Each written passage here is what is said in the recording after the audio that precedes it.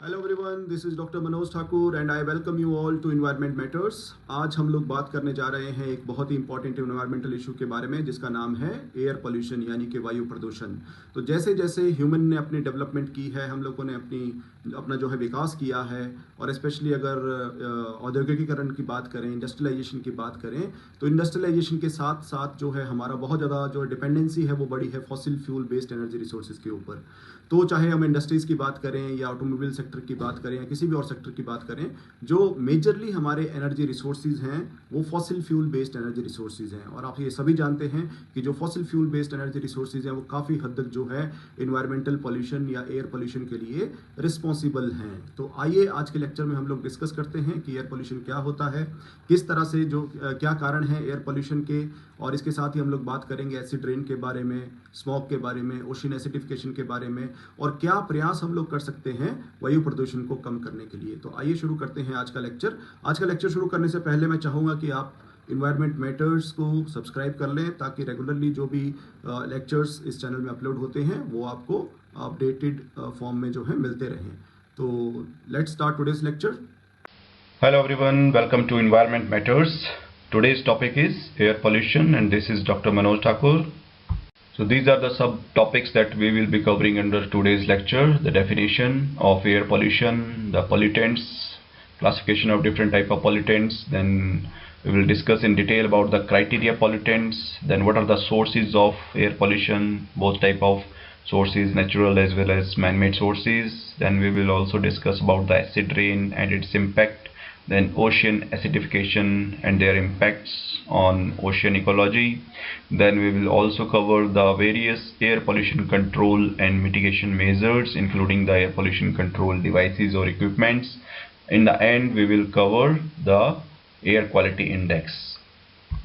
So first of all, starting with the definition. So as per the definition of air pollution, it is contamination of indoor or outdoor environment by any physical, chemical or biological agent that modifies the natural characteristics of the atmosphere or the air in an undesirable or unwanted manner, so as to cause adverse effects or impacts on the living organisms that are existing on the earth. मतलब कि जो air है, whether it is indoor air यानी घर के अंदर है या बिल्डिंग के अंदर है या बाहर है, वेदर इट इज इंडोर और आउटडोर, उसमें किसी भी टाइप के केमिकल, फिजिकल या बायोलॉजिकल एजेंट के द्वारा उसकी जो नेचुरल क्वालिटी है या नेचुरल जो करेक्टरिस्टिक्स हैं उसको मॉडिफाई करना इन एन अनवांटेड मैनर, कि वो जो लिविंग ऑर्गेनिजम्स हैं या ह्यूमन हेल्थ है उसके ऊपर कोई ना कोई एडवर्स या अनडिजायरेबल या हार्मफुल इम्पैक्ट डाले, उसी को हम लोग एयर पॉल्यूशन कहते हैं। Now coming to the pollutants and their classification. So first starting with the definition of pollutants. So pollutant is any substance which may be solid, liquid or gas when present in such an amount that may degrade the quality of environment and causes harmful impacts on living beings. यानी कि pollutant कोई भी substance हो सकता है, वो solid हो सकता है, लिक्विड हो सकता है, गैस हो सकता है, विच when present in such an amount. दूसरा ये है कि उसकी जो कंसंट्रेशन है वो डिसाइड करेगी कि whether it is a pollutant और it is not a pollutant. एक पर्टिकुलर कंसंट्रेशन से ऊपर होने पर ही वो जो है पॉल्यूटेंट कहलाता है, ठीक है। तीसरा ये कि जो पॉल्यूटेंट है जब वो इतनी कंसंट्रेशन में किसी भी इन्वायरमेंट में प्रेजेंट है कि जो लिविंग बींग्स हैं उसके ऊपर कोई भी हार्मफुल इंपैक्ट डाले तो उसको हम पॉल्यूटेंट कहते हैं। So this is the simple definition of pollutant. Now coming to the different types of air pollutants. So air pollutants को मेनली जो है तीन क्राइटेरियाज के बेसिस पे क्लासिफाई किया गया है। First is chemical composition, second is state of matter and third is origin. तो केमिकल कंपोजिशन के बेसिस पे वो दो टाइप के हो सकते हैं, ऑर्गेनिक एंड इनऑर्गेनिक। ऑर्गेनिक यानी कि जिसमें कि हाइड्रोकार्बन प्रेजेंट है, जैसे मीथेन है, एल्डिहाइड्स हैं, कीटोन्स हैं, अल्कोहल्स हैं, जो हम ऑर्गेनिक केमिस्ट्री में पढ़ते हैं, तो उनको हम ऑर्गेनिक पॉल्यूटेंट्स कहते हैं। दूसरा है इनऑर्गेनिक, जिसमें कि हाइड्रोकार्बन नहीं प्रेजेंट है, जैसे कि कार्बन मोनोऑक्साइड है, कार्बन डाइऑक्साइड है, ऑक्साइड्स ऑफ सल्फर है, नाइट्रोजन है, फ्लाई ऐश है, जिसमें कि कोई भी ऑर्गेनिक कॉन्स्टिट्यूएंट प्रेजेंट नहीं है, तो उसको हम कहते हैं इनऑर्गेनिक। दूसरा क्राइटेरिया है state of matter. State of matter यानी कि वो सॉलिड है, लिक्विड है, गैसियस है, ठीक है। तो गैसियस है जैसे कि गैस की फॉर्म में है, जैसे कि ऑक्साइड्स ऑफ सल्फर है या ऑक्साइड्स ऑफ नाइट्रोजन है, कार्बन मोनोऑक्साइड है, तो वो गैसियस पॉल्यूटेंट है। अगर वो सॉलिड फॉर्म में है then it is a particulate matter. Particulate matter further जो है PM 2.5 यानी कि पार्टिकुलेट मैटर 2.5, उसका जो डायमीटर है वो 2.5 माइक्रोन है, मतलब कि 1 micron is equal to 10⁻⁻⁶ metres. वैसे ही PM 10 है जिसका कि डायमीटर जो है 10 माइक्रोन्स है, फिर RSPM है। तो ये डिफरेंट टाइप के पार्टिकुलेट मैटर्स होते हैं जो बहुत ही बारीक बारीक सॉलिड फॉर्म में जो कण हवा में प्रेजेंट रहते हैं। तीसरा फिर aerosols. Aerosols are basically very fine liquid droplets of any substance that are present suspended form in the atmosphere, and the size of these aerosol particles are droplets is less than 100 micron। तो इसको हम aerosol कहते हैं।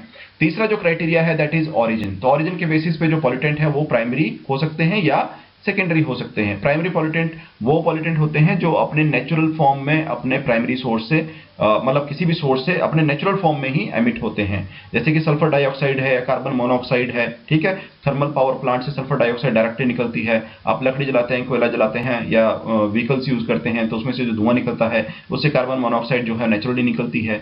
मतलब कि अपने original form में जो है ये पॉल्यूटेंट्स अपने सोर्स से निकलते हैं। दूसरा है सेकेंडरी पॉल्यूटेंट्स।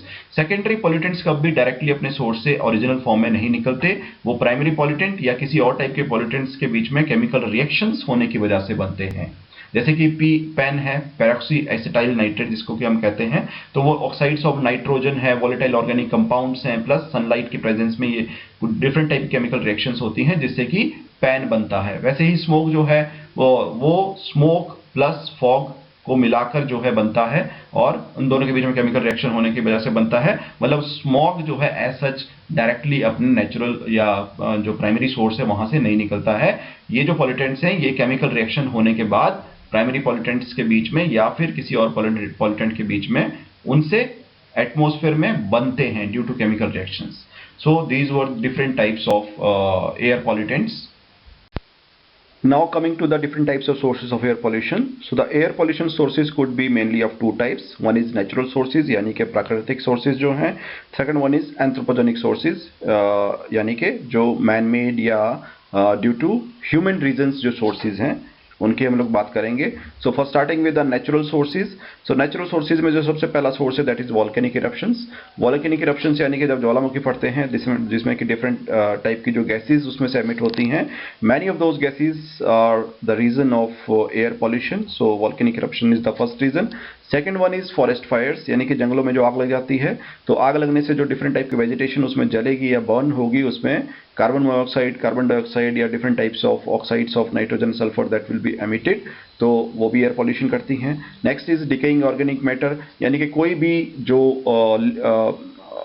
ऑर्गेनिक मैटर है, whether it is a plant based organic matter और whether it is animal based organic matter, वो जब भी सड़ता गलता है तो उसमें डिफरेंट टाइप की गैसेज निकलती हैं जैसे कि मीथेन है, कार्बन डाइऑक्साइड है, कार्बन मोनोऑक्साइड है, इवन जो है आपकी H2S है, ठीक है, और भी कई टाइप की ऑक्साइड्स ऑफ सल्फर इसमें से एमिट होती हैं। और ये गैसेज जो हैं एयर भी पॉल्यूट करती हैं और साथ में जो है ग्लोबल क्लाइमेट चेंज या ग्लोबल वार्मिंग का कारण भी बनती हैं because they are also the potent greenhouse gases. Fourth one is dust. तो जब तेज हवा चलती है, आंधी तूफान चलता है तो जो सैंड के या सॉइल के बारीक कण जो हवा में उड़ जाते हैं वो एयर की क्वालिटी को डिग्रेड कर देते हैं। सो एयर की क्वालिटी जब डिग्रेड हो जाएगी as per the definition that is air pollution. ठीक है, तो डस्ट भी आपका एयर पॉल्यूट करता है। Next is pollen grains. Pollen grains means कि जो पेड़ पौधे हैं उनके जो पॉलन्स जब वो शेड करते हैं ड्यूरिंग उनके सीजन में, तो ये पॉलन्स जो हैं due to their very light weight they are kept suspended in the air for a very long time and they travel to different places through air basically. So they basically degrade the quality of the air और कई बार इसको हम लोग inhale कर देते हैं, कई लोगों को इससे एलर्जी हो जाती है। So it degrades the quality of air. So that's why the pollen grains are also the source of air pollution. Now coming to the second type of source that is anthropogenic sources. Anthropogenic sources में जो सबसे पहला reason है that is deforestation यानी कि जंगलों का काटना, पेड़ों का काटना। तो पेड़ जो है बेसिकली अपनी बॉडी में काफी ज्यादा मात्रा में कार्बन को स्टोर करते हैं। They are the huge reservoirs of the carbon. पेड़ का जैसे वेट है मान लीजिए 100 kgs, तो 100 kgs में से लगभग 50% यानी कि 50 kg जो है उसमें प्योर कार्बन स्टोर होगा। और जब आप इस पेड़ को काटेंगे तो उसका जो कार्बन उसमें स्टोर होगा that will be emitted into the atmosphere in the form of either methane, अगर वो सड़ेगा गलेगा, अगर उसको बर्न करेंगे it may be emitted in the form of carbon dioxide और कार्बन मोनोऑक्साइड। और ये गैसेज जो हैं आपकी एयर को तो पॉल्यूट करती हैं लेकिन ग्लोबल क्लाइमेट चेंज या ग्लोबल वार्मिंग का भी कारण बनती हैं। Next is burning of fossil fuels. तो फॉसिल फ्यूल्स को जब हम बर्न करते हैं, चाहे अपने घरों में करें, चाहे इंडस्ट्रीज में करें, चाहे जो है उसको हम ऑटोमोबाइल सेक्टर में करें, ठीक है। तो फॉसिल फ्यूल्स जब भी बर्न होते हैं, कोल, पेट्रोलियम, नेचुरल गैस, तो वो डिफरेंट टाइप के एयर पॉल्यूटेंट्स को रिलीज करते हैं, जैसे oxides of nitrogen, oxides of sulphur, lead, ठीक है, जो कि एयर को कहीं ना कहीं बहुत ज्यादा मात्रा में पॉल्यूट करते हैं। So the burning of fossil fuels is the major reason of air pollution. Next is rapid industrialisation, यानी कि तेजी से होता हुआ जो औद्योगिकरण है। तो इंडस्ट्रीज के बढ़ने से भी जो है एयर पॉल्यूशन जो है वो इंक्रीज हो रहा है। मेनली जो इंडस्ट्री में पावर सोर्स है बेसिकली वो हमारे fossil fuel based power sources हैं। बहुत कम इंडस्ट्रीज हैं जो रिन्यूएबल एनर्जी सोर्सेज के ऊपर बेस्ड हैं। तो अगेन जो बात आती है वो फॉसिल फ्यूल्स के ऊपर आती है, कोल, पेट्रोलियम या नेचुरल गैस। और जब भी हम इनको इंडस्ट्रीज में यूज करते हैं तो अगेन वही सारी गैसेज जो एटमॉस्फेयर में रिलीज होंगी, जिसकी वजह से एयर जो है वो पोल्यूट होता है। Next is agricultural activities. तो एग्रीकल्चरल एक्टिविटीज भी काफी हद तक जो है एयर पोल्यूशन का कारण है। कई सारी एग्रीकल्चरल एक्टिविटीज, जैसे कि जो हमारे जो क्रॉप रेजिड्यूज बच जाते हैं फसलों को काटने के बाद, उनको कई बार हम लोग खेतों में बर्न कर देते हैं, ठीक है। बर्न करने से जो है डिफरेंट टाइप की gases will be emitted into the air that basically pollutes the air, ठीक है। तो कई तरह की एग्रीकल्चरल एक्टिविटीज हैं जो एयर पोल्यूशन का कारण बनती हैं, ठीक है। इवन जो हैवी मशीनरीज हम लोग यूज करते हैं, क्योंकि काफी सारे एरियाज में जो है एग्रीकल्चर जो है आजकल के टाइम में जो है टोटली मैकेनाइज्ड है, ठीक है। और एग्रीकल्चर में जो है बेसिकली हम लोग यूज करते हैं ट्रैक्टर्स का या पावर टिलर्स का, तो ये भी जो है बेसिकली फॉसिल फ्यूल्स के ऊपर रन करते हैं अगेन, तो ये भी जो है एयर को कहीं ना कहीं पॉल्यूट करते हैं। Next is Wars. तो वॉर्स यानी कि युद्ध जो होते हैं देशों के बीच में, जैसे कि अभी रिसेंटली हुआ रशिया और यूक्रेन के बीच में, या इजराइल या पैलेस्टीन के बीच में हुआ। तो इसमें जो डिफरेंट टाइप के जो वेपन्स यूज किए जाते हैं, उनके जो एक्सप्लोड होने से डिफरेंट टाइप की गैसेज जो एटमॉस्फेयर में रिलीज होती हैं, वो भी एयर पॉल्यूशन का कारण बनती हैं। इसके अलावा और भी बहुत सारे सोर्सेज हैं, जैसे कई सारे फेस्टिवल्स हैं, दिवाली है, ठीक है, उसमें जो हम लोग फायर क्रैकर्स यूज करते हैं, वो भी जो है लोकलाइज्ड लेवल पर या लोकल लेवल पर जो है एयर पॉल्यूशन क्रिएट करता है। तो ये कुछ बेसिक सोर्सेज के बारे में हमने बात की, दोनों कैटेगरीज में, natural sources as well as anthropogenic sources. Now we are going to discuss about the criteria air pollutants. So criteria air pollutants were first time identified in USA in 1970 under the Clean Air Act, and they were considered as the largest contributor of air quality degradation or air pollution, and they were also considered as the most serious threat to human health. और इन pollutants के लिए जो है basic acceptable levels of exposure जो हैं वो identify किए गए हैं, और ambient air quality standards has been set for this criteria pollutants. In total 6 criteria pollutants are there, 6 criteria pollutants are there. The first one is carbon monoxide, second one is oxides of nitrogen, third one is particulate matter, fourth one is sulfur dioxide, fifth one is lead, and the sixth one is ozone. Now we will discuss in detail about the characteristics, sources and the impacts of each one of these criteria pollutants in detail. So starting with the first criteria pollutant, that is your carbon monoxide. So carbon monoxide जो है it is a colorless, odorless and non-irritating poisonous gas, और जो carbon monoxide है वो किसी भी fuel के incomplete combustion की वजह से एमिट होती है। यानी कोई भी चीज़ अगर हम जलाते हैं, फॉर एग्जांपल लकड़ी जलाते हैं, लेकिन वो पूरी तरह से बर्न नहीं होती है, तो उससे जो है कार्बन मोनोऑक्साइड एमिट होगी, ठीक है। इसके जो सोर्सेज हैं, सोर्सेज में भी the burning of fossil fuels, oil, motor exhaust, forest fires, volcanic activities, इन सभी सोर्सेज से जो है कार्बन मोनोऑक्साइड जो है वो एमिट हो सकती है। इसके इफेक्ट्स की बात करें तो it basically reduces the oxygen carrying capacity of the blood. ये ब्लड में क्या करती है कि आपके ब्लड में जो हेमोग्लोबिन है जो कि ऑक्सीजन को कैरी करता है, उसके साथ मिलकर एक कंपाउंड बनाती है जिसको हम कहते हैं कार्बोक्सी हेमोग्लोबिन। तो जहां आपकी ऑक्सीजन को अटैच होना था वहां पर आपकी कार्बन मोनोऑक्साइड अटैच हो जाती है, जिसकी वजह से ऑक्सीजन जो है हेमोग्लोबिन के साथ अटैच नहीं हो पाती, और हम लोग जो हैं रिड्यूस्ड ऑक्सीजन की वजह से डिफरेंट टाइप के सिम्टम्स के शिकार हो जाते हैं। माइल्ड सिम्टम्स में जैसे आप स्लाइट हेडेक हो सकता है, नोजिया हो सकता है, वोमिटिंग हो सकती है, ठीक है। ज़्यादा कार्बन मोनोऑक्साइड पॉइजनिंग हो जाए तो उससे सीवियर हेडेक हो सकता है, ड्राउजीनेस हो सकती है, फास्ट हार्ट रेट हो सकता है, और बहुत ज़्यादा पॉइजनिंग अगर हो जाए तो आप बेहोश पड़ सकते हैं, and it may also lead to cardio respiratory failure और इवन डेथ। जैसे कई बार आप लोगों ने सुना होगा कि अंगीठी जलाकर रात को रूम पे सो जाने से जो है और दरवाजे खिड़की अगर बंद हो तो सुबह जो है डेथ होने के चांसेस जो हैं उसमें काफ़ी ज़्यादा बढ़ जाते हैं। It basically also affects the lungs, causes nausea, headache, vomiting, and it also causes global warming. Second criteria pollutant is sulfur dioxide. Sulfur dioxide is a colorless, non-flammable gas with a very pungent odor. एक particular type की pungent smell इसमें होती है, and it is the second most largest contributor of air pollution.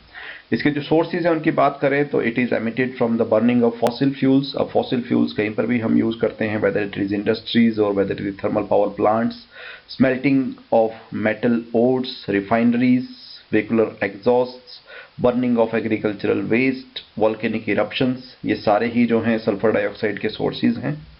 इसके effects की बात करें तो it causes respiratory illness, it causes breathing problems, and it may also cause permanent damage to the lungs at very high concentration in human beings. And in environment it is basically the precursor of acid rain, because the H2O reacts with SO2, it forms H2SO4, so it is the reason of acid rain at several places which damages the buildings and vegetations, जिसके बारे में हम लोग अभी आने वाली slides में काफ़ी डिटेल में बात करेंगे। It is also responsible for reduction in the visibility, and it is also the reason for the production of fog. So all these are the impacts of sulfur dioxide on human health and environment. Next criteria pollutants are the oxides of nitrogen. So nitrogen dioxide, nitric oxide and nitrous oxide, इन तीनों को मिलाकर जो है oxides of nitrogen हम लोग normally कहते हैं, जिसमें से कि जो नाइट्रोजन ऑक्साइड है और नाइट्रस ऑक्साइड है यानी कि NO और N2O, they are highly toxic, colorless and non-flammable gases, while the nitrogen dioxide is a reddish brown gas. और ये जो गैसेज हैं नेचुरली भी अर्थ के एटमॉस्फेयर में पाई जाती हैं, and they are very important for the formation of photochemical smog. They are the major reason for the formation of photochemical smog. The sources की बात करें, sources जो हैं इसके किसी भी टाइप के जो फॉसिल फ्यूल्स की बर्निंग है उससे ये गैसेज एमिट होती हैं, जैसे burning of gasoline, coal, natural gas in automobile sector, in industries. इसके अलावा जो फर्टिलाइजर्स हैं, स्पेशली नाइट्रोजन फर्टिलाइजर्स, उनसे भी due to different types of chemical reactions in the atmosphere this gases are released. Then the bacterial fixation, जो biological bacterial fixation है उससे भी जो हैं ये ऑक्साइड्स ऑफ नाइट्रोजन जो है एटमॉस्फेयर में रिलीज होती हैं। इसके इफेक्ट्स की बात करें तो ह्यूमन बींग्स में it causes the irritating effect on the mucous membranes of our body. Then it causes bronchitis, which is the swelling of bronchioles, जो हमारे respiratory system यानी कि lungs में present होते हैं। Next है it also causes lung damage at very high concentrations. Environment की बात करें तो it causes depletion of ozone, then it causes smog formation as already mentioned, और प्लांट्स में it causes discolouration of leaves, जिसको कि हम कहते हैं ब्लीचिंग, और नेक्रोसिस, यानी कि जो प्लांट्स का जब टिश्यू डेड हो जाता है, ब्लैक पड़ जाते हैं पत्ते, उसको that is known as necrosis. So it also impacts the photosynthetic process in plants which ultimately reduces the productivity in plants. So all these are the impacts of oxides of nitrogen on human beings, environment and the plants. Next criteria pollutant is ozone. So ozone is a triatomic oxygen molecule जिसमें कि 3 oxygen के atom present होते हैं. It is pale blue in color. It has unique odor that is often noticed during the electrical storms in the vicinity of electrical equipments. एक peculiar type की इसकी smell रहती है and it is a unstable molecule. इसके sources की बात करें तो जो ओजोन है, स्पेशली जो ट्रोपोस्फेरिक ओजोन है, हम सभी जानते हैं कि ओजोन जो है वो स्ट्रेटोस्फेयर में प्रेजेंट होती है, और when it is present in stratosphere then it has a protective role. It basically protects the life on earth from the harmful UV और ultraviolet radiations of the sun. But when this ozone is present in troposphere then it is known as bad ozone. इसको bad ozone कहा जाता है, और it basically acts as a air pollutant when it is present in troposphere. Troposphere में ये जो bad ozone है ये बनती है due to the chemical reaction between volatile organic compounds and oxides of nitrogens in the presence of UV radiations of the sun. और ये जो ऑक्साइड्स ऑफ नाइट्रोजन और वॉलेटाइल ऑर्गेनिक कंपाउंड्स हैं इसके एमिट होने के डिफरेंट रीजंस हैं, जैसे इंडस्ट्रीज हो सकती हैं, व्हीकल्स हो सकती हैं, एरोप्लेन्स हो सकते हैं, कंस्ट्रक्शन इक्विपमेंट्स हो सकते हैं, जहां पर भी फॉसिल फ्यूल्स होते हैं वहां से ये जो है दोनों चीजें निकलती हैं और इनके बीच में रिएक्शन होने की वजह से ये बैड ओजोन जो है वो बनती है। इसके इम्पैक्ट्स की अगर हम बात करें तो ह्यूमन बींग्स के ऊपर जो है इसके जो इम्पैक्ट्स रहते हैं, it causes irritation of eyes, nose, lungs and throat. It may also cause asthma की प्रॉब्लम हो सकती है।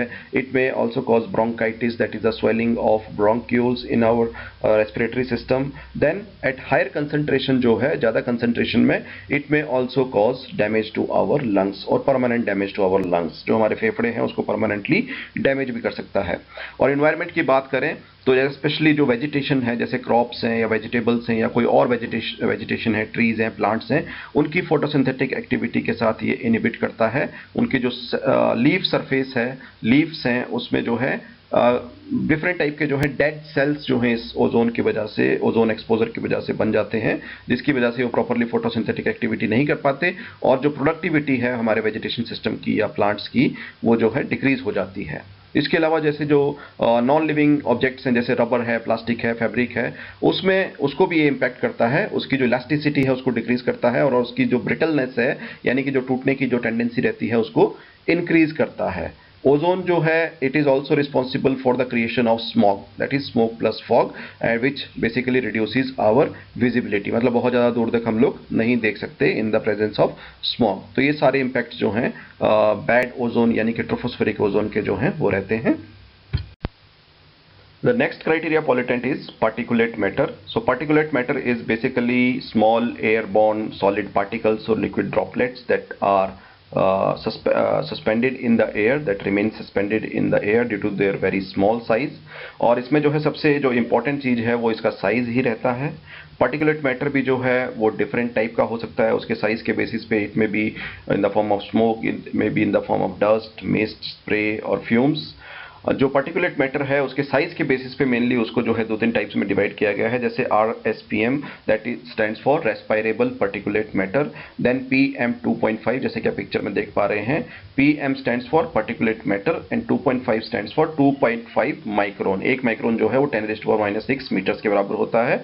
तो ऐसा पार्टिकुलेट मैटर जिसका साइज जो है यानी कि जिसका डायमीटर जो है वो 2.5 माइक्रोन हो उसको हम कहते हैं PM 2.5। तीसरा है आपका PM 10, ऐसा पार्टिकुलेट मैटर जिसका की जो डायमीटर है उस पार्टिकल का वो 10 माइक्रोमीटर यानी कि 10 माइक्रोन्स के बराबर हो, उसको हम कहते हैं PM 10। इसको आप इजीली कंपेयर कर सकते हैं ह्यूमन हेयर के साथ। तो इंसान का जो बाल है उसकी जो लगभग विड्थ होती है, डायमीटर होता है, वो 50 to 70 माइक्रोमीटर होता है या माइक्रोन्स होता है। तो उस बाल से भी कई गुना जो है उसकी साइज कम रहती है particulate matter, for example PM 2.5 and PM 10। अब इसके सोर्सेज की बात करें तो जो सोर्सेज हैं पार्टिकुलेट मैटर के वो कई तरह के सोर्सेज हो सकते हैं, जैसे बर्निंग ऑफ वुड है, डीजल है, फॉसिल फ्यूल्स है, इंडस्ट्रियल प्रोसेसेस हैं या एग्रीकल्चरल एक्टिविटीज़ हैं, कहीं पर भी तेज़ हवा चलती है, आंधी चलती है, तूफान चलता है, धूल उड़ती है। तो जिस किसी कारण की वजह से भी जो है स्मॉल पार्टिकल्स एयर में रिलीज होते हैं या सस्पेंड होते हैं, that is all those things are basically the source of this particulate matter. इसके इम्पैक्ट्स की बात करें तो ह्यूमन बींग्स के ऊपर जो है it causes irritation of nose, eyes, throat, lungs, then it causes chronic bronchitis और अस्थमा की प्रॉब्लम जिनको रहती है उनकी अस्थमा की जो समस्या है उसको और ज़्यादा बढ़ा सकता है। It may also cause cancer, it में कॉज हार्ट अटैक्स। और ऐसे लोग जो कि कंटिन्यूसली ऐसे इन्वायरमेंट में काम करते हैं या जिनका जो ऑक्यूपेशन है वो इस तरह का है जहां पर वो कंटिन्यूसली काफ़ी लंबे समय तक, सालों तक जो है पार्टिकुलेट मैटर को जो है रेगुलरली इनहेल करते रहते हैं, उस केस में जो है it may also cause early death also. Environment की बात करें तो इट कॉजेज हेज, जहां पर आप देखेंगे कि धूल होगी, it basically reduces our visibility, ठीक है, जैसे कि ऐश है, स्मोक है, शूट है, ठीक है, और जो प्रॉपर्टी है या बिल्डिंग्स है या कोई भी इंफ्रास्ट्रक्चर है उसको ये डिसकलर करेगा, है ना, उसका जो नेचुरल कलर है उसको जो है फेड डाउन कर देगा। तो इस तरह के इसके इम्पैक्ट्स रहते हैं। तो this was the fifth criteria pollutant, that was particulate matter. Now coming to the last criteria pollutant or sixth criteria pollutant, that is lead. The formula of lead is Pb. Pb stands for lead. और lead जो है basically एक heavy metal है. It is highly toxic. इसके structure की बात करें या इसके जो टेक्सचर है उसकी बात करें तो काफ़ी ये सॉफ्ट रहता है. It is silvery white in colour और sometimes it also appears greyish. जो इसके सोर्सेज हैं, तो जहाँ पर भी फॉसिल फ्यूल्स बर्न होते हैं वहाँ से ये लेड जो है एमिट हो सकता है. जो पेंट्स हम लोग यूज़ करते हैं घरों में उसमें भी लेड होता है. जो स्मेल्टर्स होते हैं जहाँ पर मेटल्स को जो है उसके ओर से रिफाइन किया जाता है वहाँ पर भी लेड को यूज़ किया जाता है. जो इलेक्ट्रिकल इक्विपमेंट्स होते हैं या बैटरीज होती हैं वो भी लेड का सोर्स हो सकती हैं. और स्पेशली जो पेट्रोल बेस्ड व्हीकल्स होते हैं उसमें जो टेट्रा इथाइल लेड है, tetraethyl lead is being used as anti-knocking agent in petrol engines. So वहाँ पर भी जो है इन से भी जो है आपका लेड जो है वो एटमॉस्फेयर में रिलीज हो सकता है फ्रॉम गैसोलीन और पेट्रोल बेस्ड व्हीकल्स. इसके इम्पैक्ट्स की बात करें तो it impacts the brain and nervous system of human beings. It basically damages the nervous system, specially जो है बच्चों की अगर बात की जाए. It also causes digestive problem. जो हमारा डाइजेस्टिव सिस्टम है उससे रिलेटेड काफ़ी सारी समस्याएं इसमें ये पैदा करता है. इट ऑल्सो कॉजेज एनीमिया, यानी कि जो हेमोग्लोबिन है उसकी कमी हो जाती है. और एक पर्टिकुलर टाइप की लोकलाइज्ड पैरालिसिस भी लेड की वजह से होती है जिसको कि हम कहते हैं लेड पैलेसी, जिसमें कि हमारे जो हाथ हैं, फोर लिम्स हैं बेसिकली, वो काम करना बंद कर देते हैं. तो that condition is known as lead palsy. Environment की बात करें तो इन्वायरमेंट में it also causes the similar types of effects in the animals. And animals includes both wild life as well as जो हमारे पालतू जानवर होते हैं जिसको कि हम लाइफ स्टॉक कहते हैं. तो उनमें भी इस तरह की समस्याएं जो हैं लेड की वजह से हो सकती हैं, because the lead is very toxic element. Now we will discuss about acid rain. Acid rain is although a separate topic but it is somehow related to air pollution, तो हम लोग इसको एयर पोल्यूशन में ही cover करेंगे. तो acid rain को हिंदी में कहते हैं अम्लीय वर्षा, यानी कि ऐसी बारिश या ऐसी रेन जिसमें कि एसिड्स प्रेजेंट होती हैं. सो जो एसिड रेन है उसको डिस्कस करने से पहले हमें ये पता होना चाहिए कि जो नॉर्मल रेन है उसका पीएच क्या होता है. किसी भी लिक्विड की जो एसिडिटी या उसका जो बेसिक नेचर है उसको डिसाइड करता है उसका पीएच. हम सभी जानते हैं कि जो अगर पीएच है अगर 7 है that means that liquid is neutral. For example जो प्योर वाटर है उसका पीएच जो है 7 होता है तो water is neutral. It is neither acidic it is nor basic. So जो नॉर्मल रेन है उसका पीएच 5.6 इसलिए होता है क्योंकि जब रेन एटमॉस्फेयर से आती है आइडियली जो है रेन का पीएच जो है वो 7 होना चाहिए था इन केस अगर उसमें प्योर वाटर है. बट जब जो रेन है एटमॉस्फेयर से क्रॉस हो रही होती है, since carbon dioxide CO2 is present in atmosphere, so जो वाटर है that reacts with carbon dioxide H2O plus CO2 it forms H2CO3 that is carbonic acid. तो जो नॉर्मल रेन है उसमें भी कुछ क्वांटिटी में जो है कार्बोनिक एसिड प्रेजेंट होती है. वो डिपेंड करता है कि कार्बोनिक एसिड कितनी कार्बन डाइऑक्साइड कितनी क्वांटिटी में एटमॉस्फेयर में प्रेजेंट है. तो इसलिए जो नॉर्मल रेन है उसका पीएच 7 नहीं होता, वो 5.6 होता है. Now coming to the acid rain. तो एसिड रेन का पीएच 5.6 से भी कम हो जाता है. ये लगभग जो है 2.5 से 3.5 या 2 से 3 के बीच में वेरी करता है. वो डिपेंड करता है कि कितनी एसिड्स जो हैं वो उसमें प्रेजेंट हैं. अब ये कैसे होता है इसके बारे में बात करते हैं. तो जब एटमॉस्फेयर में कार्बन डाइऑक्साइड के अलावा जो ऑक्साइड्स ऑफ नाइट्रोजन या ऑक्साइड्स ऑफ सल्फर्स भी प्रेजेंट हो तो उसकी वजह से ये जो NO2 है या SO2 है they basically reacts with water H2O plus NO2 it forms HNO3 that is nitric acid. और जो H2O plus SO2 it forms H2SO4 that is sulphuric acid. जब NO2 और SO2 डिफरेंट एक्टिविटीज़ के माध्यम से एटमॉस्फेयर में release होते हैं और वो वाटर के साथ रिएक्ट करते हैं और नाइट्रिक एसिड और सल्फ्यूरिक एसिड जो है बना देते हैं, और आपके वाटर में जब नाइट्रिक और सल्फ्यूरिक एसिड बन जाती हैं तो वाटर जब रेन की फॉर्म में नीचे आता है तो that rain water is known as acid rain.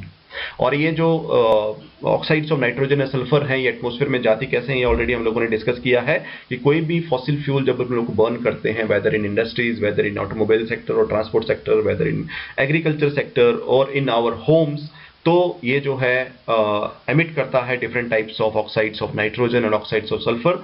और एटमॉस्फेयर में अगेन ये रिएक्ट करती हैं वाटर के साथ और it leads to the formation of acid rain. Now coming to the types of acid rain. तो acid rain जो है mainly दो टाइप की हो सकती है. It could be in the form of wet deposition and it could be in the form of dry deposition.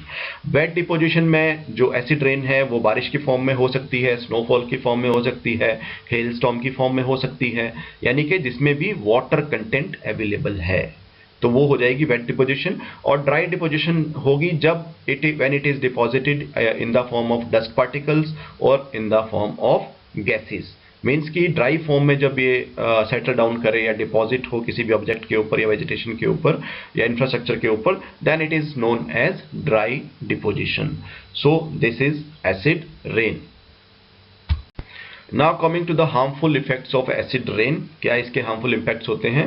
पहले हम बात करेंगे इसके हार्मफुल इम्पैक्ट्स के बारे में on living beings and after that on non living objects और things.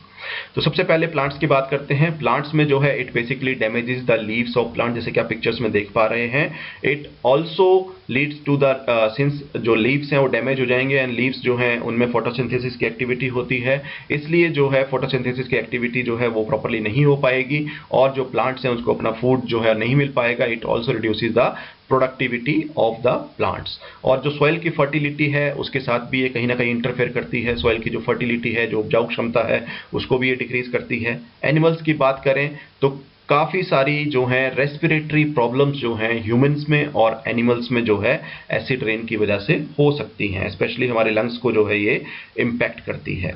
और एक्वेटिक लाइफ की बात करें तो एक्वेटिक लाइफ यानी कि जब एसिड वाला वाटर जो है नॉर्मल वाटर में मिक्स होगा तो वो जो वाटर बॉडी है या वाटर रिसोर्स है, whether it is a river, whether it is a pond और इट इज़ ए लेक, तो वहाँ का जो वाटर है वो भी एसिडिक हो जाएगा, जिसकी वजह से वहाँ की मरीन लाइफ है, वेदर इट इज़ फोना और वेदर इट इज़ फ्लोरा, उसको ये टोटली डैमेज कर देती है.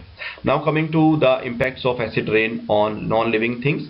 तो नॉन लिविंग थिंग्स में स्पेशली जो मॉन्यूमेंट्स होते हैं जिसमें कि कैल्शियम कार्बोनेट प्रेजेंट होता है उसको ये डैमेज करती है. जैसे कि एसिड रेन में H2SO4 होगा, तो H2SO4 और कैल्शियम कार्बोनेट जब रिएक्ट करते हैं तो वो बनाते हैं कैल्शियम सल्फेट CaSO4, जिसको हम कहते हैं जिप्सम. ठीक है, तो H2SO4 reacts with calcium carbonate that is present in marble or in the buildings and it forms gypsum, that is calcium sulfate CaSO4. और gypsum जो है आप देखेंगे जैसे कि जो पुरानी बिल्डिंग्स हैं उनमें जो है फ्लेक्स की फॉर्म में, जैसे पुराने जो पेंट्स होते हैं वो टुकड़े टुकड़े करके जो है नीचे गिर जाते हैं, उस फॉर्म में जो है वो इरोड होना शुरू हो जाती हैं.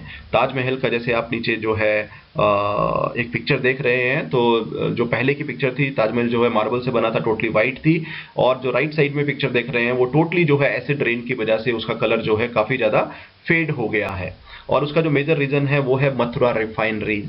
मथुरा रिफाइनरीज ताजमहल से कुछ किलोमीटर की दूरी पर जो है वो स्थित है, और मथुरा रिफाइनरीज में जो है स्पेशली जो है फॉसिल फ्यूल्स का यूज़ किया जाता है, और वहाँ पर जो एमिशंस होती हैं उसमें जो है सल्फर की जो ऑक्साइड्स हैं वो काफ़ी ज़्यादा मात्रा में प्रेजेंट रहती थी, जिसकी वजह से जो वहाँ पर रेन होती थी that was mainly acid rain.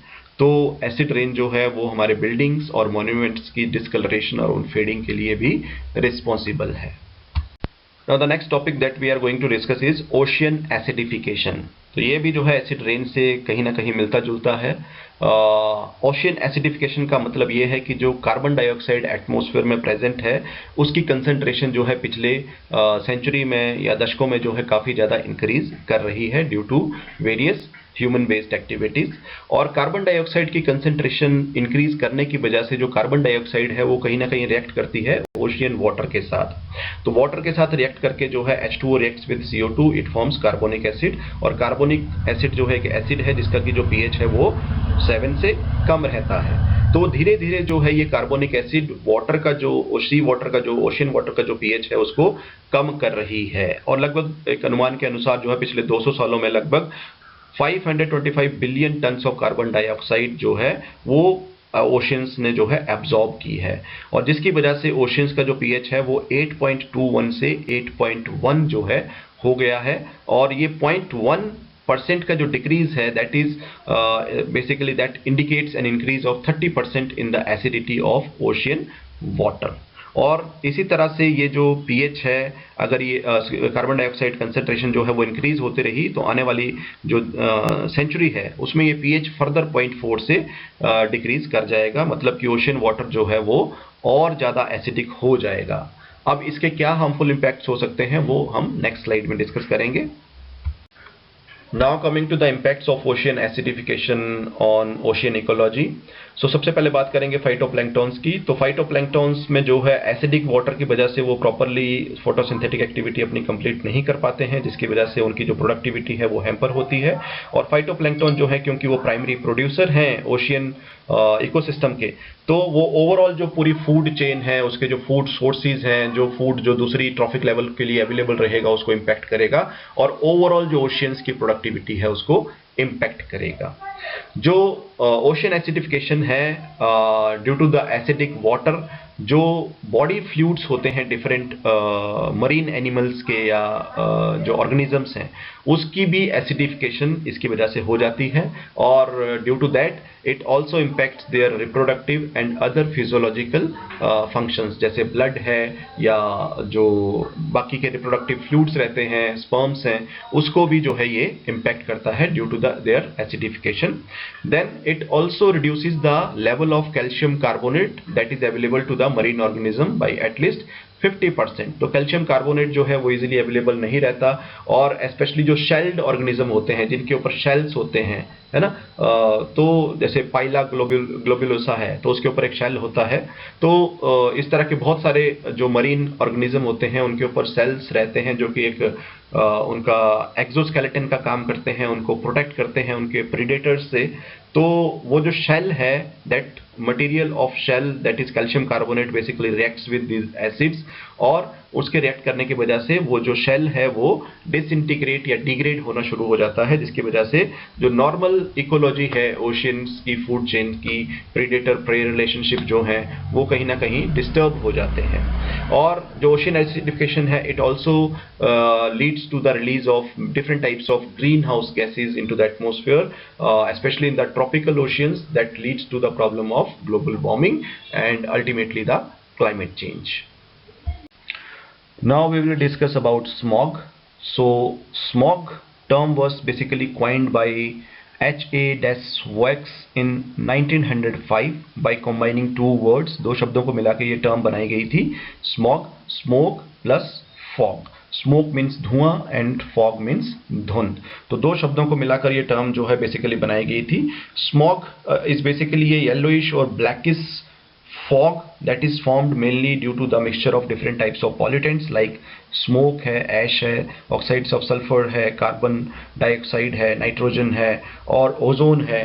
तो इस तरह के जो डिफरेंट पॉल्यूटेंट्स हैं वो इसमें प्रेजेंट रहते हैं, और it basically occurs due to air pollution due to the mixture of various types of gases. और इसका जो बनने का मेन कारण है वो है टेम्परेचर इन्वर्जन। नॉर्मली जो है कूलर एयर जो है हैवी होती है वो नीचे वाले एटमॉस्फेयर में प्रेजेंट होती है, और जैसे ही वार्मर एयर होती है या एयर जो है वार्म होती रहती है वो लाइट हो जाती है और अपर एटमॉस्फेयर की तरफ जो है वो असेंड करती रहती है। लेकिन अगर जो वार्म एयर है उसके ऊपर अचानक जो है कूल एयर का जो है एयर मास आ जाए तो जो वार्म एयर है वो ट्रैप हो जाती है दो कूल एयर मासेस के बीच में, जिसकी वजह से वो ऊपर की ओर नहीं जा पाती और वहाँ धुंध की स्थिति प्रेजेंट हो जाती है। और धुंध की स्थिति प्रेजेंट होने की वजह से, और अगर वो एरिया पॉल्यूटेड एरिया है जहाँ पर काफ़ी ज़्यादा स्मोक की प्रॉब्लम है, इंडस्ट्रीज़ की प्रॉब्लम है या व्हीकल्स की प्रॉब्लम है, जैसे दिल्ली की बात करें या बड़े बड़े सिटीज़ की बात करें, लंदन की बात करें, तो वहाँ पर इस तरह की स्मोक की समस्या जो है वो आ सकती है, क्योंकि वहाँ जो स्मोक है वो ऑलरेडी प्रेजेंट है और ड्यू टू टेम्परेचर इन्वर्जन जो है वहाँ पर धुंध यानी कि जो फॉग है वो भी आ गई, और स्मोक और फॉग जो है मिलकर जो है स्मॉग जैसी सिचुएशन जो है वहाँ पर प्रेजेंट कर देते हैं। Now in this slide you can clearly see that how this smog episode basically takes place। तो जो ऑक्साइड्स ऑफ नाइट्रोजन या डिफरेंट टाइप के जो pollutants including volatile organic compounds हैं, ये ह्यूमन एक्टिविटीज़ की वजह से कंटिन्यूसली रिलीज होते रहते हैं, जैसे हमारी इंडस्ट्रीज़ हैं या ऑटोमोबाइल सेक्टर है या ट्रांसपोर्ट सेक्टर है। और जब सनलाइट या सनराइज होता है, जिससे सनलाइट आती है और जो यूवी रेडिएशंस जो हैं वो रिएक्ट करती हैं नाइट्रोजन ऑक्साइड्स के साथ एंड वोलेटाइल ऑर्गेनिक कंपाउंड्स के साथ, and they leads to the formation of ground level or tropospheric ozone. And ground level or tropospheric ozone is a main constituent of this photochemical smog. So this is how a photochemical smog is created. And जो photochemical smog है इसके कई सारे जो हैं harmful impacts जो हैं हो सकते हैं. It may cause different types of respiratory disease or lung diseases like asthma. It may cause bronchitis. It may cause cardiovascular disease. आंखों में irritation हो सकती है. It may also cause irritation of nose and throat also. और environment की बात करें तो the smog may lead to the acid rain. It may degrade the crop production क्योंकि ये photosynthetic activity को कहीं ना कहीं inhibit करता है.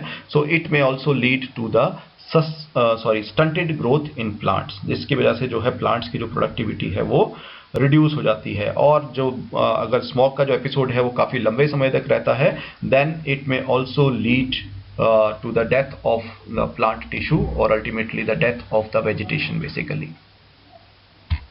Now coming to the control and mitigation measures to control the air pollution, कि एयर पोल्यूशन को कम करने के लिए या मिटिगेट करने के लिए हम लोग क्या क्या स्टेप्स उठा सकते हैं. सबसे पहला जो इम्पॉर्टेंट स्टेप है that is to reduce the fossil fuel consumption, यानी कि जो जीवाश्म ईंधन है, कोयला है, पेट्रोल है या नेचुरल गैस है, उसका जो यूटिलाइजेशन है वो हमें कम करना है. Whether we are talking about industries, whether it is transport sector, whether it is agriculture sector और whether it is any type of sector, हर सेक्टर में जो है इसका यूटिलाइजेशन हमें कम करना है. बिकॉज जो फॉसिल फ्यूल्स हैं they are very highly polluting, जिसकी वजह से डिफरेंट टाइप की जो गैसेस हैं, oxides of sulphur, nitrogen, heavy metals, वो जो है एटमॉस्फेयर में रिलीज होते हैं और एयर पोल्यूशन का कारण बनते हैं. तो पहला स्टेप है कि इनका जो यूटिलाइजेशन या यूज है उसको कम करना है और उसकी जगह कोई ऑल्टरनेट चीजें हमें यूज करनी है. Second is to promote renewable energy sources. तो अगर जब फॉसिल फ्यूल्स हैं उसका हम यूटिलाइजेशन कम करेंगे तो उसकी जगह हमें रिन्यूएबल एनर्जी सोर्सेज को प्रमोट करना है, जैसे कि सोलर है, विंड है, जियोथर्मल है, टाइडल है, ओटेक एनर्जी है, हाइड्रो पावर है. इस तरह के एनर्जी सोर्सेज को प्रमोट करना है और फॉसिल फ्यूल्स को कम करना है. बिकॉज ये जो एनर्जी सोर्सेज हैं ये क्लीन एनर्जी सोर्सेज हैं और किसी भी टाइप का पॉल्यूशन जो है वो नहीं करते हैं या ना के बराबर इनका जो है पॉल्यूशन जो है वो होता है. नेक्स्ट है पब्लिक ट्रांसपोर्ट, कि पब्लिक ट्रांसपोर्ट को प्रमोट करें, अपनी पर्सनलाइज्ड व्हीकल्स को कम से कम यूज करें, साइकिलिंग यूज करें. ठीक है, साइकिलिंग से किसी भी टाइप का पॉल्यूशन नहीं होता. ज़्यादा से ज़्यादा हम लोग पैदल चलना पसंद करें. ठीक है, तो पब्लिक ट्रांसपोर्ट को या साइकिलिंग को या वॉकिंग को हम लोग ज़्यादा से ज़्यादा अपनी लाइफस्टाइल में एडॉप्ट करें. Next is electrical vehicles. तो गवर्नमेंट भी जो है ग्लोबल वार्मिंग और क्लाइमेट जैसे जो सीरियस इश्यूज हैं इनसे डील करने के लिए इलेक्ट्रिकल व्हीकल्स को प्रमोट कर रही है.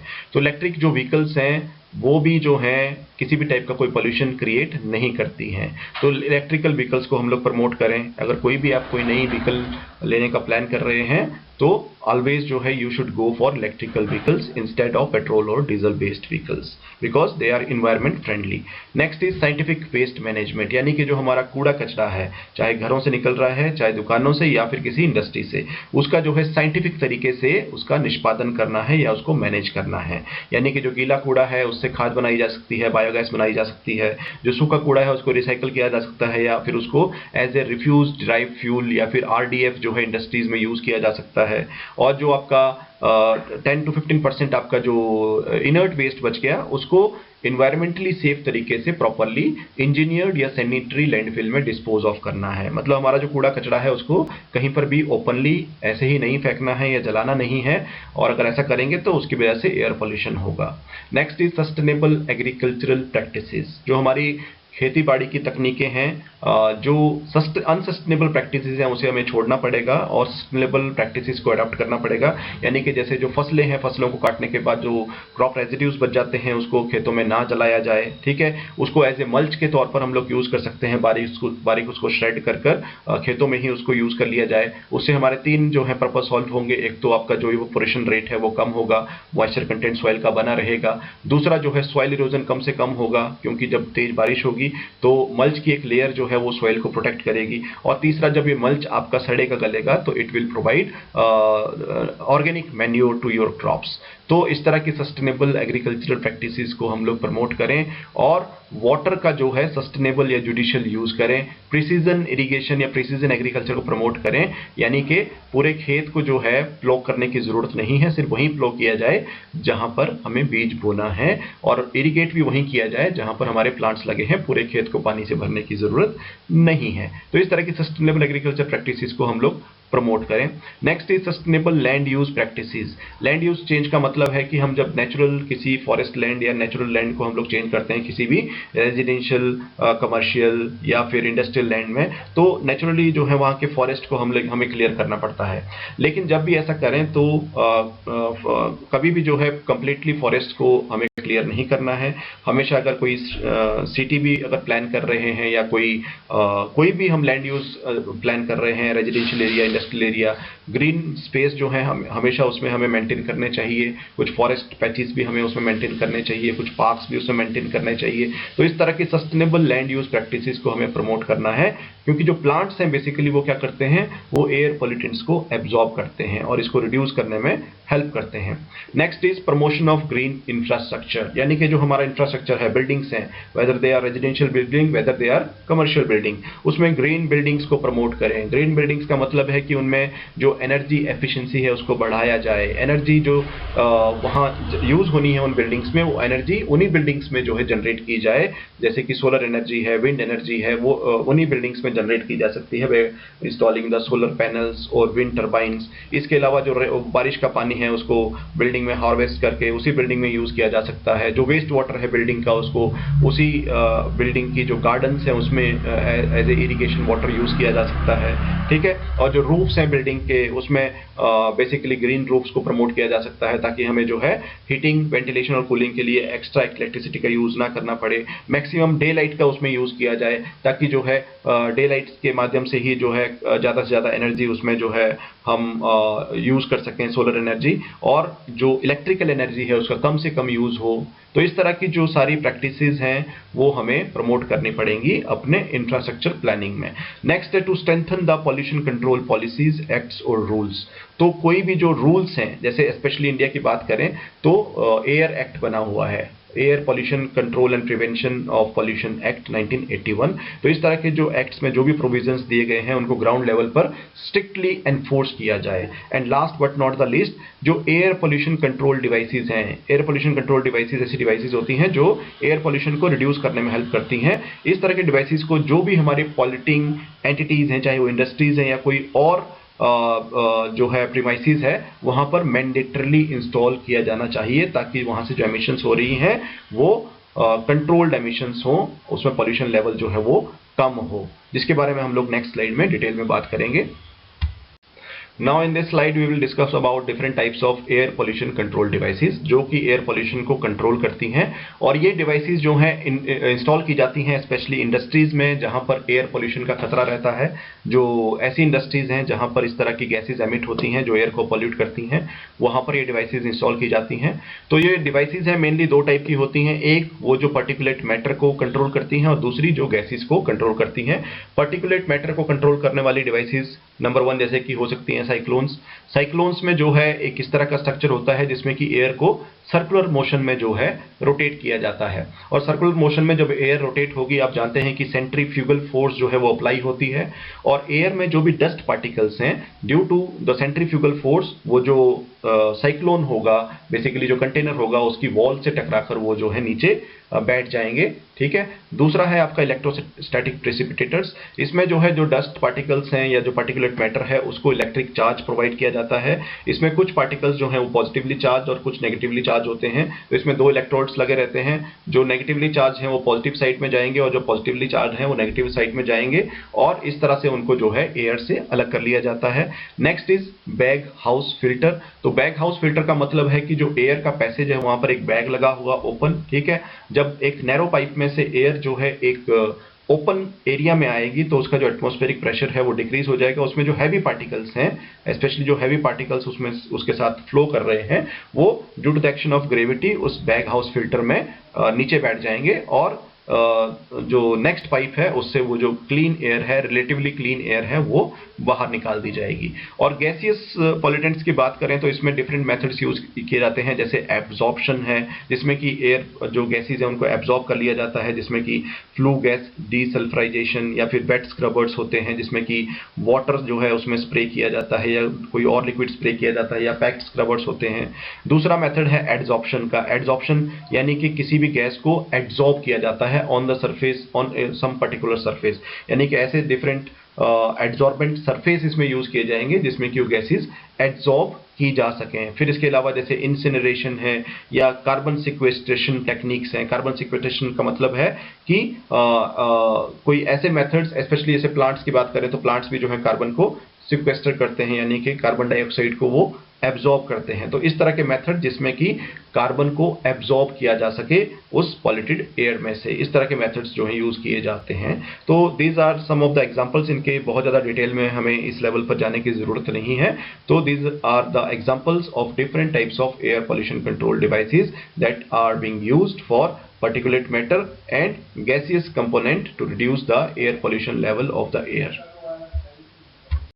Now coming to the last part of the air pollution, that is air quality index. So air quality index basically signifies the air quality of a particular area. तो इसमें जो है mainly 6 classes के basis पे इसको divide किया गया है, जिसमें कि अगर एयर क्वालिटी के इंडेक्स की जो वैल्यू है वो 0 to 50 है, then the air quality is considered as good. अगर इसकी वैल्यू 51 to 100 है, then it is considered as satisfactory.